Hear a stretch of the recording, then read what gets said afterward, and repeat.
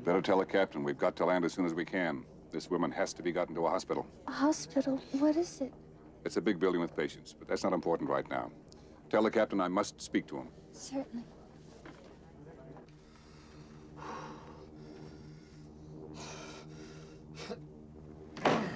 Victor, we're running into some heavy weather. Can you... Roger, take over.